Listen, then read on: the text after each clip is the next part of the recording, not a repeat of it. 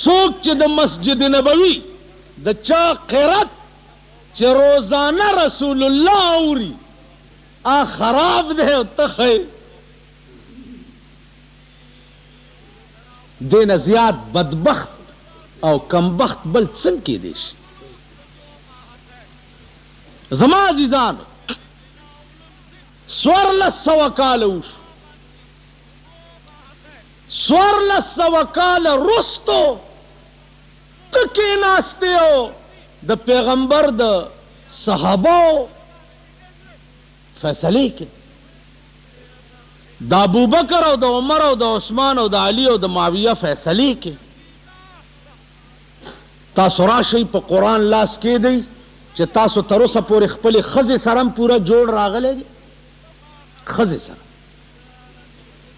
ستا خزم پورا ستا پلارزی ستا زوی ستا پلارزی ستا لور ستا پلارزی نو تا کور کې خزه او زوی او لور سره تر اوسه فیصله نه کړي نو نن 1400 کال وروسته زمانه فیصله څنګه کوي تاسو عقل پکار تاسو خو کمقل یې ناپوهی ارڅ چې وګورئ کله شیو جلوس رواني چغي پزان رہیخي زمون خزم پکې اغیم وای سچاله شو بیړه دی غرکش وای ویل دا وګوره دی لدس چل مکوي دوی لدس چل کوي چې د دې جلوس رواني کنو دی پزان رخي وا شاباس شابا خرا کې دی پزان ګورو بچ مزه بچاله ورکی دیکھو ګورئ دیکھو ګورئ دوی ته زوایم دا خبره می پاړه چنار کې کړي زما پتلوې پابندي ولګول دا درې کال وشي چې پاړه چنار تلو زما پابندي لګېدلې دا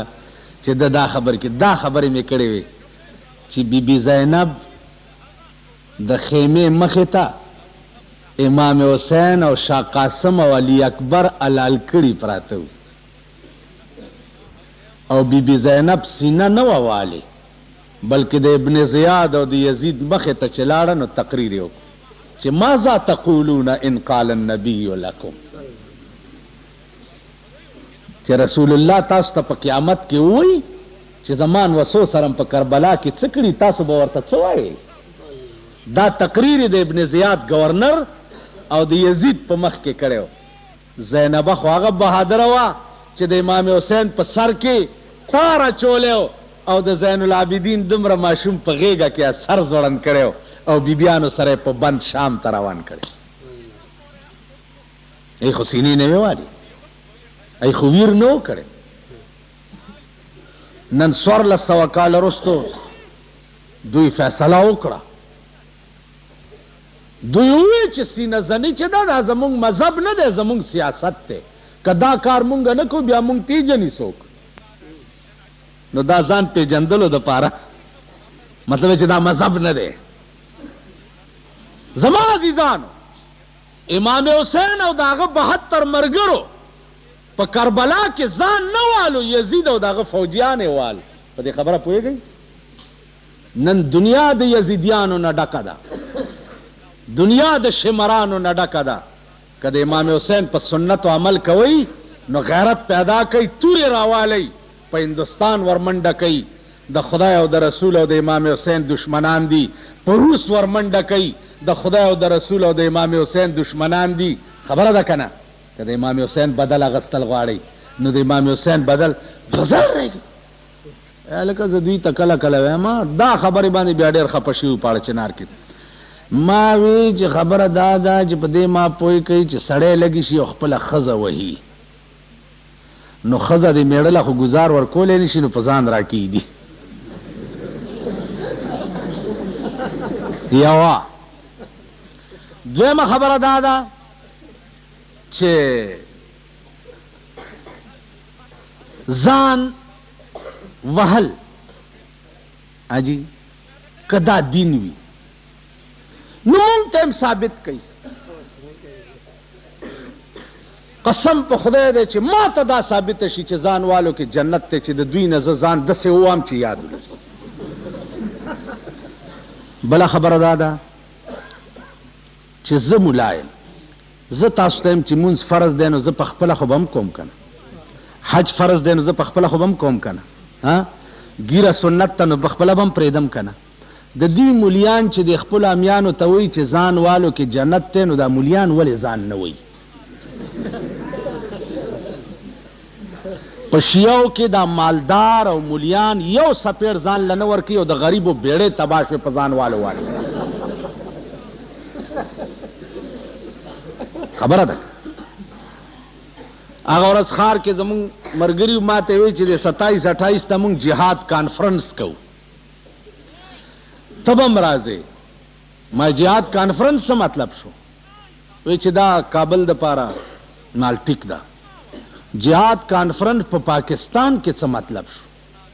جهاد کانفرنس که کوئ تورخم نه اخوا به یې کوو. دې خبره پوهېږئ؟ تورخم نه اخوا به یې کوو. که خامخا یې کوئ نو چې جهاد کانفرنس کې تقریرونه ختم شي نو بیا به کورونو ته نه راځو، مخ په تورخم به روانېږو کابل ته. تا او زه مال وی چې نه که نه دا خلک تیزو مال ښه د لور مې د میړه مري او د زوی مې د عورت ته او زه دې پکې ګرځم سلامت. خلقو ته دې زه مولانا صاحب تقریرونه وکړم چې رونو غزا ده او ورځئ پې او جنت دی پکې، او زه د ښځې سره پروت یم. دا واورئ که چا درته د جهاد کانفرنس په کوواټ کې کولو ورته ملا صاحب خبره واوره، دا غیرتمن پیدا کوي. ګوره ملا صاحب خبره واوره چې دا جهاد کانفرنس ختم شي او تقریرونه بس کې نو مخ په خوست به روانېږو، کور ته به نه ځې. اب ویندا نه کړه خبره وای نه داسې چرته کېږي، ته به نیغېږې. یعنې مونږ له پوکیا راکې ته به کور پروت دی. کم مولا چې درته وایي چې جهاد کوي مخ په دغه خوست طرف نه پاړه چنار طرف ډېر ښه مزېدار سرحد دی او ښه غذا پې کېږي وایي داسې به روانېږي نیغ. په دې پوه شوئ؟ مونږ کې دا عادت هم دی، تا ګرمو ځان بچ کوو، تا ګرمو ځان بچ کوو. خیال هم راغی جي؟ دې وجې نه وایي یو زخم نه دی چې به جوړ شي، 1000 زخمونه مې په زړه دي مړه به شمه. یو زخم نه دی د دې قوم، یو مصیبت نه دی د دې قوم، یو عذاب نه دی په دې ملک.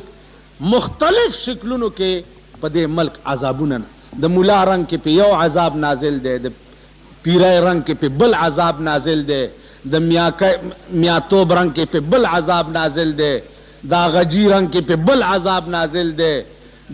یعنی خو یو نه دی، یو نه دی. زه خو بزرگان منم، اولیاء منم، خو داسې منم چې تسبیح پلاس کې په جماعت کې کېناستل خو خوند کوي. تسبیح پلاس کې په جماعت کې کېناستل خو خوند کوي، لیکن توره پلاس کې په میدان کې ودرېدل ډېر خوند کوي. تسبیح راغستل او د جماعت ګوټ کې کېناستل خو آسان کار دی، هر څوک کولی شي. اوس دا زما سره دا دی او یو ګوټ کې کېنم چې الله الله الله. تاسو ګوره تاسو غوندې قمقل بر اخلاصي چې والله ډک دی، ډک دی، ډک او غولو نه ډک دی که نه. الله تاسو پوه شئ؟ دا خو آسان کار دی، ګران کار درته وښیم. جناب محمد رسول الله فرمایلی دی افضل الجهاد کلمت حق عند سلطان جائر. افضل الجهاد کلمت حق عند سلطان جائر. لوی جهاد دا دی چې یو د جابر او د ظالم بادشاہ په مخ کې یو حق خبره وکړي، یو حق. د جابر او د ظالم په مخ کې یو حق خبره کول دا لوی جهاد دی. په دې عمل کول ډېر ګران کا. مونږه په علاقه کې د یو خان مخ کې حق نشو ویلی، د یو سرمایدار مخ کې حق نشو ویلی. او ولې نشو ویلی؟ چې همت پیدا کې، جرأت پیدا کې، طمع او لالچ پرېږدي. بادشاہ ته به حق ویلی شي. بادشاہ ته الطمع یسیر الاسد ذبابا. طمع د زمري نه مچ جوړ کی، زمری به او چې تمه دې وکړه مچ در نه جوړ شي. نو زما عزیزان جرأت پیدا کړي او د هر باطل مقابله وکړي. هر باطل مقابله به اول دین زده کوئ، دین به زده کوئ. تاسو ته اپیل کوم پرور ولای چې ستاسو جماعتونو کې کلو کې علما دي، لوی لوی خلق دی، په 24 غنټو کې 1 غنټه ماسخوتن دین زده کړی لورک، 1 غنټه تمام ضروریات د دین با تاسو ته زده شي. جمعې منځ کې مې خلقو نه تپوس وکړو چې والکه ابراهیم علیہ السلام چې په مینا کې ګډوره حلال ک قربانه اوریدلی به میکن اختر کې دا علما لګیای ګډ راغې او د جنت نه راغې او دا چلو شو کنه. تاسو ورته جاړی او خاندای. ما وی چې ابراهیم علیہ السلام ګډ حلال کو هغه چاو خوړی،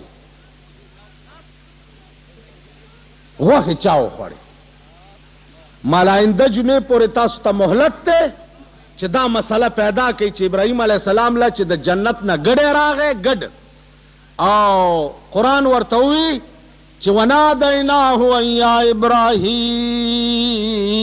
ابراهیم قد صدقت الرؤيا. ګډ چلال شو، د سترګې پرانیسته، لاندې زوی نو ګډ مړ پروتو، زوی مخامخ ولړو، غوسه شو. چې غوسه شو الله وی ونادیناه ان یا ابراهیم قد صدقت الرؤيا. تا خپل خوب رښتینه ک، امتحان او ابتلا و پکې کامیاب شوي. دغه ګډ چې د جنت نه راغلی ابراهیم علیہ السلام حلال کو، دا د ګډ